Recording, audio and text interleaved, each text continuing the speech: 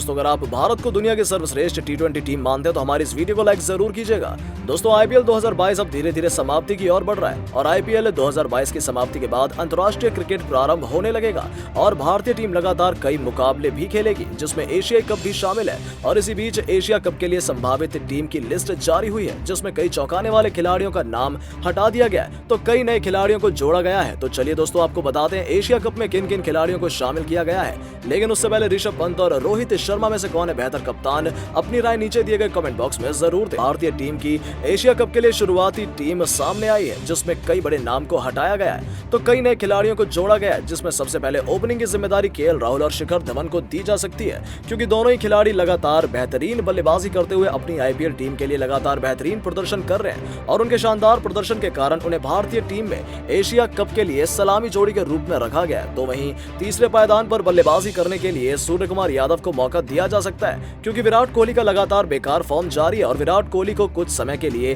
खेल के दबाव से बाहर रखने के लिए रेस्ट दिया गया है और उनकी जगह बेहतर प्रदर्शन करते हुए दिखाई दे रहे सूर्यकुमार यादव को खिलाया गया है। तो वहीं मध्य क्रम में विकेट कीपर के रूप में ऋषभ पंत को टीम में रखा गया और इन्हीं के ऊपर कप्तानी की बागडोर भी रहेगी क्योंकि रोहित शर्मा का भी बेकार फॉर्म जारी है और रोहित शर्मा को भी एशियाई कप में रेस्ट दिया जा सकता है। और इसके अलावा मध्य क्रम में नए डेब्यूटेंट खिलाड़ी ललित यादव या तिलक वर्मा में से किसी एक खिलाड़ी को टीम में मौका दिया जा सकता है क्योंकि दोनों ही खिलाड़ी लगातार बेहतरीन प्रदर्शन कर रहे हैं। और इसके अलावा ऑलराउंडर के रूप में हार्दिक पांड्या जो अपने खतरनाक बल्लेबाजी और कप्तानी के प्रदर्शन से गुजरात की टीम की तरफ से हाहाकार मचा रहे हैं, उनके आने से भारतीय टीम मजबूत रहेगी और कप्तानी का विकल्प भी मौजूद रहेगा और इनका साथ देने के लिए ऑलराउंडर के रूप में दीपक हुड्डा को मौका दिया जा सकता है क्योंकि दीपक हुड्डा बेहतरीन बल्लेबाजी करते हुए दिखाई दे रहे हैं, साथ ही साथ कभी कभी विकेट लेकर टीम को बेहतर स्थिति में पहुंचा देते हैं। और रविंद्र जडेजा को भी उनके बेकार फॉर्म के कारण रेस्ट दिया गया है। तो वहीं फिरकी गेंदबाजों की बात करें तो युजवेंद्र चहल और कुलदीप यादव दोनों को टीम में रखा गया है क्योंकि कुलचा की जोड़ी विरोधियों पर हमेशा हावी रही है और अपनी अपनी टीम के लिए दोनों ही खिलाड़ियों ने इस साल बेहतर प्रदर्शन करते हुए पर्पल कैप में अपनी बादशाहत कायम कर रखी है। तो दूसरी तरफ तेज गेंदबाज के रूप में उमेश यादव और मोहम्मद शमी को मुख्य गेंदबाज के रूप में शामिल किया गया है जिसमें जसप्रीत बुमराह की बेकार प्रदर्शन के कारण उनको आराम दिया गया है और उमेश यादव को उनके खतरनाक प्रदर्शन के लिए टीम में शामिल किया गया है। तो वहीं बैकअप बल्लेबाज के रूप में ऋतुराज गायकवाड़ और गिल मौजूद है। तो वहीं बैकअप ऑलराउंडर के रूप में कुणाल पांड्या और शिवम दुबे मौजूद हैं। साथ ही साथ तेज गेंदबाज के रूप में आवेश खान, हर्षल पटेल और अर्शदीप सिंह के साथ साथ प्रसिद्ध कृष्णा मौजूद है और इन सभी खिलाड़ियों ने आईपीएल में अपनी टीमों से खेलकर बेहतरीन प्रदर्शन करते हुए तहलका मचा रखा है। दोस्तों आपके अनुसार एशियाई कप के लिए भारतीय टीम में किन किन खिलाड़ियों को मौका दिया जा सकता है, अपनी राय नीचे दिए गए कमेंट बॉक्स में जरूर दीजिएगा। दोस्तों आईपीएल 2022 के 53वें मुकाबले में कोलकाता और लखनऊ की दो खतरनाक टीम आमने सामने खेलती हुई दिखाई दी और इस टूर्नामेंट में दोनों ही टीमों ने शानदार प्रदर्शन किया जिसमें कोलकाता की टीम की शुरुआत तो बेहतर हुई लेकिन लगातार हार के कारण कोलकाता का मनोबल टूट गया और कोलकाता की टीम ने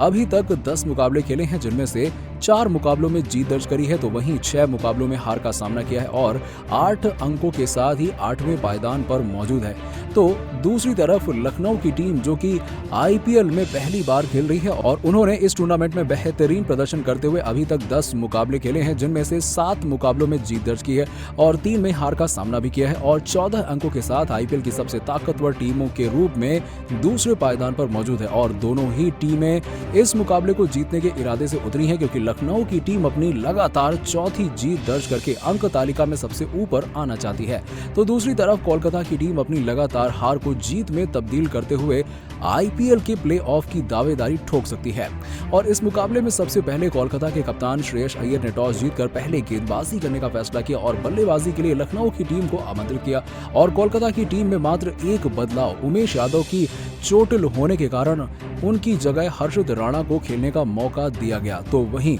दूसरी तरफ लखनऊ की टीम में कोई भी बदलाव देखने को नहीं मिला और सबसे पहले लखनऊ की तरफ से कप्तान केएल राहुल और क्विंटन डिकॉक ने पारी की शुरुआत करी तो दोनों ही बल्लेबाजों से बहुत ही खतरनाक बल्लेबाजी की उम्मीद की गई क्योंकि दोनों ही बल्लेबाजों के कारण लखनऊ की टीम को शानदार शुरुआत इस टूर्नामेंट में मिली और दोनों ही बल्लेबाजों से इसी तरीके के खतरनाक प्रदर्शन की उम्मीद इस मुकाबले में की गई थी। और कोलकाता की तरफ से पहला ओवर डालने टिम साउदी आए और ओवर में 5वीं गेंद पर कप्तान केएल राहुल और क्विंटन डिकॉक के बीच मिसकम्युनिकेशन के कारण केएल राहुल बिना गेंद खेले और बिना रन बनाए आउट हो गए और टीम को बहुत ही तगड़ा झटका लग गया, क्योंकि जिस भी मुकाबले में राहुल बिना खाता खोले आउट होते हैं वो उस मुकाबले को लखनऊ की टीम जरूर हारती है। और राहुल आउट होते समय बहुत ही ज्यादा निराश थे और बल्लेबाजों के लिए ऑलराउंडर बल्लेबाज दीपक हुड्डा आए, जिसमें बहुत ही खतरनाक प्रदर्शन की उम्मीद थी। और इसके बाद अगले ओवर में गेंदबाजी करने के लिए शिवम मावी आए और शिवम मावी को दीपक हुड्डा ने लगातार 2 चौका जड़ते हुए 10 रन बटोर लिए। जिसके बाद अगले ओवर में गेंदबाजी करने के लिए टिम साउदी दोबारा से आए और इस ओवर में क्विंटन डिकॉक ने अपना आक्रामक रुख अख्तियार करते हुए चौके और छक्कों के साथ 17 रन बटोर लिए। और अगले ओवर में गेंदबाजी करने के लिए सुनील नारायण आए और ओवर में 1 छक्का समेत 10 रन आ गए। और अगले ओवर में गेंदबाजी करने अनुकूल रॉय आए और इस ओवर में भी 2 चौका समेत 10 रन आ गए। और पावर प्ले के अंतिम ओवर में गेंदबाजी करने हर्षित राणा आए और ओवर में क्विंटन डिकॉक ने लगातार 2 छक्कों के साथ ही 17 रन बटोर लिए। और इसी के साथ ही पावर प्ले में 66 रन 1 विकेट के नुकसान पर लखनऊ ने बना लिए। दीजिएगा दोस्तों, आज शनिवार है, इसलिए आईपीएल में आज डबल हेडर मुकाबला है। इस आईपीएल का लगभग आधे से ज्यादा सीजन खत्म हो चुका है और अब सभी टीमों में प्ले ऑफ के लिए लड़ाई चल रही है।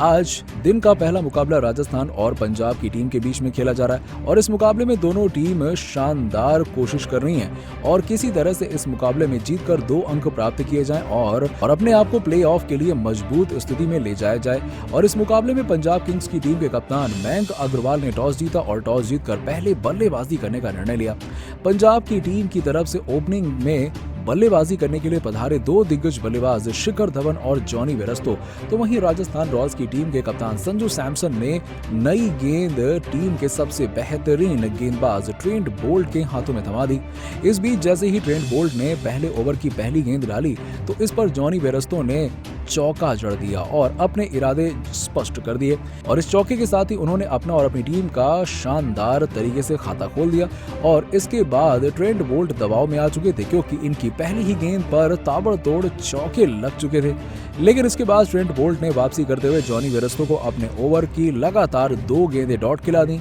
लेकिन इसके बाद जॉनी वेरस्टो को गुस्सा आ गया जैसे ही ट्रेंट बोल्ट ने इनको अपने ओवर की चौथी गेंद डाली तो इस पर एक बार फिर से जॉनी वेरस्टो ने शानदार चौका जड़ दिया और ट्रेंट बोल्ट को एक बार फिर से दबाव में डाल दिया। और इसके बाद जॉनी वेरस्टो ने इनके ओवर की 5वीं गेंद शानदार शॉट लगा दी और जब तक इस गेंद को फील्ड किया गया तब तक जॉनी वेरस्टो ने शिखर धवन के साथ मिलकर 2 रन दौड़ लिए थे। लेकिन इसके बाद ट्रेंट बोल्ट ने इनको अपने ओवर की अंतिम गेंद पर डॉट खिला दी और इस प्रकार से पंजाब किंग्स की टीम ने 1 ओवर में बिना कोई विकेट के नुकसान के 10 रन बना लिए थे। इसके बाद राजस्थान रॉयल्स की टीम की तरफ से दूसरा ओवर डालने के लिए मैदान पर आए प्रसिद्ध कृष्णा। जैसे ही उन्होंने अपने ओवर की पहली गेंद डाली तो उस पर शिखर धवन पूरी तरह से चकित रह गए और वो गेंद शिखर धवन के पैरों में टकरा गई। लेकिन भाग्यशाली रहे और इस गेंद पर शिखर धवन एलबीडब्ल्यू आउट नहीं हुए और इनको 1 रन भी मिल गया। इसके बाद प्रसिद्ध कृष्णा ने अपने ओवर की आखिरी गेंद स्ट्राइक पर आए बल्लेबाज जॉनी वेरस्टो को डॉट खिला दी। लेकिन इसके बाद जैसे ही प्रसिद्ध कृष्णा ने अपने ओवर की तीसरी गेंद डाली तो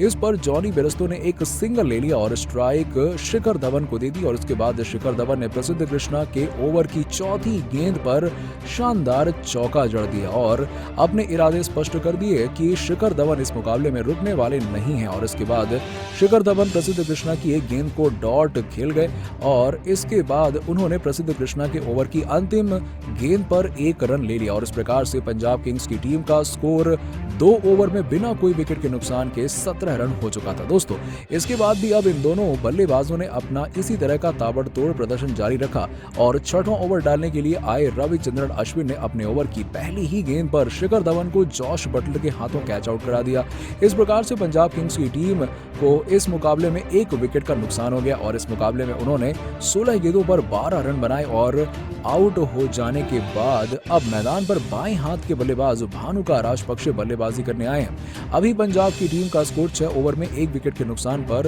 48 रन हो चुका है और दोस्तों अभी जॉनी वेरस्टो 31 रन बनाकर बल्लेबाजी कर रहे हैं तो वहीं भानुका राजपक्षे भी 1 रन बनाकर क्रीज पर डटे हुए हैं। दोस्तों, आप इस मुकाबले में पंजाब किंग्स की टीम की शानदार बल्लेबाजी को 10 में से कितने नंबर देना चाहेंगे? दोस्तों, आज आईपीएल में 2 बड़ी टीमों के बीच में महामुकाबला खेला जा रहा है। इस महामुकाबले में एक टीम तो ऐसी है जो कि आईपीएल के पॉइंट्स टेबल के शीर्ष पर बैठी हुई है तो वहीं दूसरी कई टीमें ऐसी हैं जो कि आईपीएल में बिल्कुल निचले स्थान पर विराजमान है। जी हाँ दोस्तों, हम बात कर रहे हैं गुजरात टाइटंस और मुंबई इंडियंस की टीम की। कैसे रोहित शर्मा और ईशान किशन के तूफान से उड़ा पूरा गुजरात और क्या रही इस महामुकाबले की अब तक की हाइलाइट्स, ये सब तो हम आपको इस वीडियो में बताएंगे। लेकिन उससे पहले आप सभी को क्या लगता है कि हार्दिक पांड्या और रोहित शर्मा में कौन है बेहतरीन?